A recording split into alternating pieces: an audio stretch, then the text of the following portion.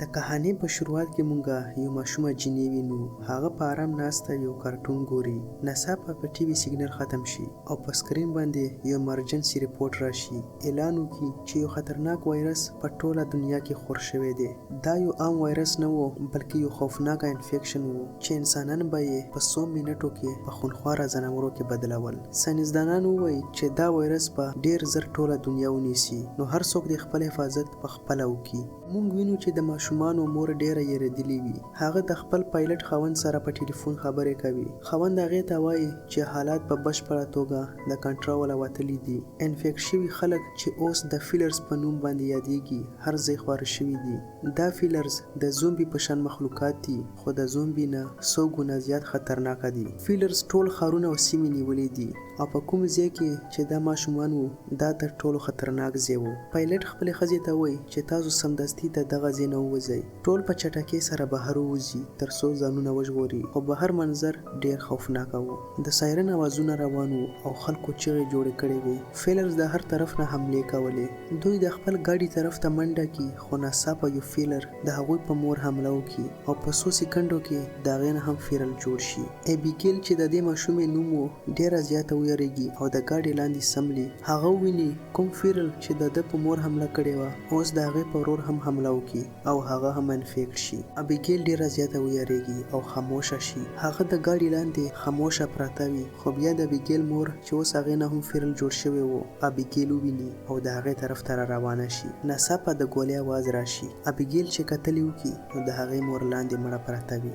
دا کس چې نوم یې کیسیز و هغه د ابیګیل مور وویشته او ابیګیل یې ترې بچ کړه. بیا هغه ډیر په شفقت سره ابیګیل د ګاډي لاندې راوباسي او په غېږه کې یې ونیسي. په همدې وخت هغه وویني چې د ابیګیل نظر په یو ورکوټي ماشوم ودرېدلی و.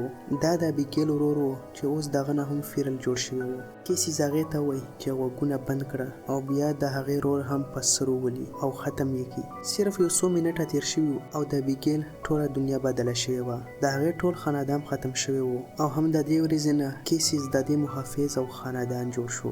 10 کاله پس دنیا مکمل طور بدله شوې وه. په هر ځای صرف خاموشي وه او زیاتره انسانان یا خو مړه شوي وو او یا د هغوی نه فیلرز جوړ شوي وو. کیسیس او ابیګیل په ځنګلونو کې اوسېدل ځکه چې ښاریې ټولې د فیلرز نه ډکې شوې وې. ابیګیل اوس یو ډارنه جینۍ نه وه. کیسیس هغې ته ډېر سخت تربیت ورکړی و. د جنګ، کار کولو او د ژوندي اوسېدو ټولې طریقې یې هغې ته ښوولې وې. هغه اوس یو مکمله جنګیالي وه. په دې وخت موږ وینو چې دوی دواړه په ځنګل کې پریکټس کوي. ناڅاپه دوی یو کس وویني چې د فیلرز نه یې ځان بچولو. کیسیس ابیګیل ته ووایي چې اوس ستا ټیسټ دی. هغه خپل سنایپر ابیګیل ته ورکړي او ورته ووایي چې دا کس بچ کا او باقي ټول فیلرز ووژنه. ابیګیل یو غټه ساه واخلي او بیا په فیلرز باندې نشانه ولګوي، خو د هغې ډز خطا لاړ شي او د فیلرز په ځای هغه هم هغه کس ووژني کوم چې د فیلرز نه ځان بچولو. دا یو ډیره غټه غلطي وه، خاص کر په دې دنیا کې چې انسانان ډیر کم پاتې وو او د زیاتره خلکو نه فیلرز جوړ شوي وو. کیسیس هغې ته ډیر سخت په غوسه شي او هغه بې عزته کړي او بیا په خپله لاندې ورکوز شي او ټول فیلرز ووژني. هغه ته پته وه چې کوم کس ابیګیل ویشتی و اوس زخمی دی او یو ساعت پس به همدا د فیلر په شکل کې راپاسي، ځکه د هغه نه سر کټ کړي چې بیا را ژوندی نشي. د دې نه پس هغه د دې مړ شوي کس د ګاډي نه سامان راوباسي او د هغه بوټان خپو کوي ځکه چې د ده خپل بوټان شلیدلي وو. دوی دواړه د دغه ځای نه تلو وله وو چې ناڅاپه د هغوی نه اخوا دېخوا ګاډي تاو شي. په دې ګاډیو کې نور انسانان وو چې د فیلرز نه بچ شوي وو او دوی سره هر قسمه وسلې وې. هغوی چې کیسیز د خپل ملګري په بوټانو کې وویني نو دا شک وکړي چې زموږ ملګري هم کیسیز د دې سامان لپاره وژلی دی. هغوی د کیسیز د وژلو حرکت وکړي، خو په دې وخت یو حامله ښځه میګن د ګاډي نه راکوزه شي او ټول منع کړي. هغوی ته ووایي چې مهرباني وکړئ دا سړی ژوندی پرېږدئ. انسانان هسې هم ډېر کم پاتې دي او ټول فیلرز زموږ په وژلو پسې را روان دي، نو تاسو سره خپله کې بیا ولې وژنئ. د دې نه مخکې چې دوی څه فیصله وکړي ناڅاپه یو بله سانحه رامنځته شي. دوی خپلو کې ډېر زیات شور جوړ کړی و ځکه دا فیلرز او واوري او ټول راشي. فیلرز د هر طرف نه ډیر په منډه را روان وي، دومره په تیزی سره روان وي چې د دې خلکو سره ګاډي ته د خاطو ټیم هم میلاو نشي. خوش قسمتۍ نه دوی سره وسله وه او په فیلرز باندې ډزې شروع کی، خو فیلر ډیر زیات او د دوی سره ګولۍ ختمې شي. په ټول ګروپ حمله وکړي او انفیکټ یې کړي، خو صرف 4 کسان بچ پاتې شي. کیسز، ابیګیل، میګن او د هغه خاوند ډیوډ 4 وړه په منډه کې کامیاب شي او ګاډو ته وخیچي. کوم چې نوی فیلرز جوړ شوي د دوی لیډر دا هر څه چې ویني نو ډیر زیات په غوسه شي او د کیسز نه د بدلې اخیستلو ځان سره واده وکړي. هغه د کیسز په بوی پسې د هغه د ګاډي وروسته را روان شي، خو کیسز ډیر مخکې تللی و. هغه د میګن او ډیوډ نه تپوس وکړي چې تاسو چرته تلل غواړئ. دوی ورته وایي چې موږ دې کالونۍ ته تلل غواړو. دا یوه د اوبو نه لاندې کالوني وه چې د غټو غټو جازونو نه جوړه شوې وه، چرته چې ټول پاتې شوي انسانان اوسېدل. هلته ډاکټران او نور هر قسم سهولتونه وو. دا اورېدلو سره د ابیګیل په سترګو کې خوشحالي راشي، ځکه چې هغې د کلونو نه د انسانانو سره د ژوند کولو خوب لیدو. اول خو کیسز یقین نه کولو چې دا قسم د انسانانو کالوني هم شته. هغه ووایي چې زه د کلونو نه دلته ګرځم، ما خو هیڅ کله هم داسې کالوني ونه لیده. میګن هغه ته ووایي چې زه څو ځله د دې کمیونټي د خلکو سره ګڼېدلی یم او ماته یې پته ده.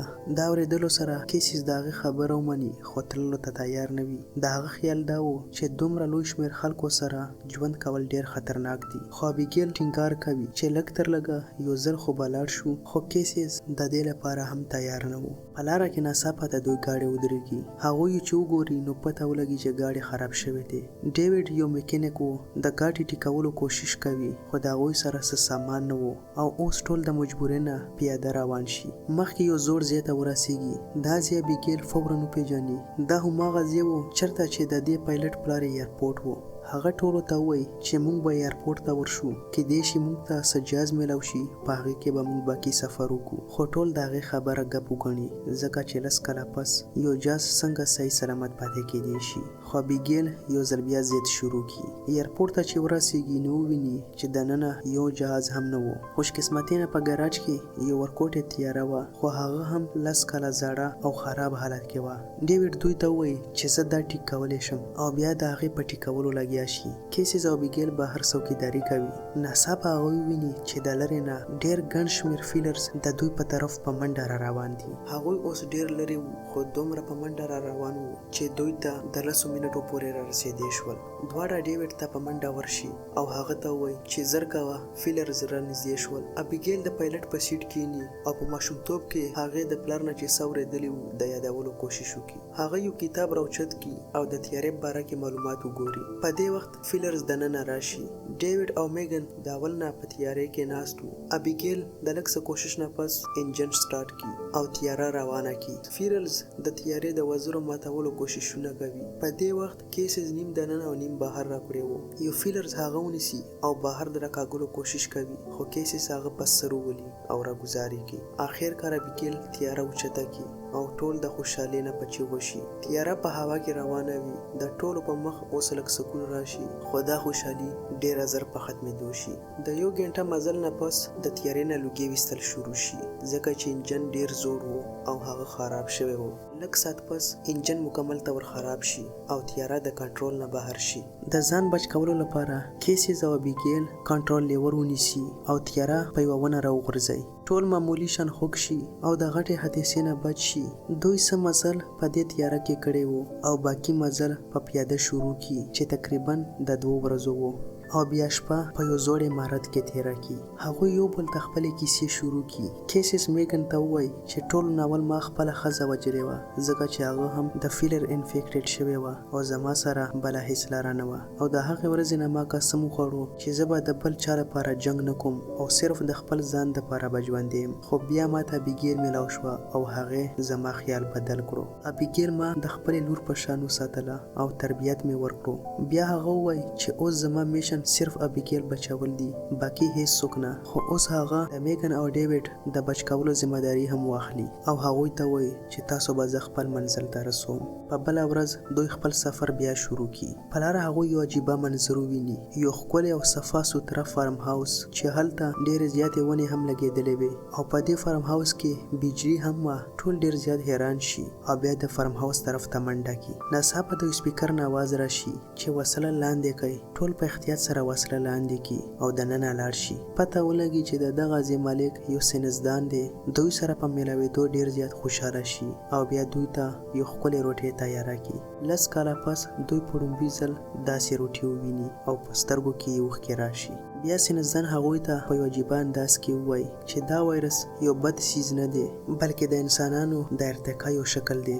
د ده په خیال کې وایرس کمزور ټول انسانان ختم کړي وو او مضبوط انسانان یې په فیلرز کې بدل کړي وو او اوس په دنیا باندې قبضه د دې نوي فیلرز حق جوړیږي او باقي چې کوم انسانان ژوندي پاتې دي دوی ته مرګ پکار دی. هغه دا خبرې کولې چې ټولو باندې چکر راشي، ځکه چې دې ساینسدان د ټولو په شربت کې د خواب دوای میلاو کړې وه.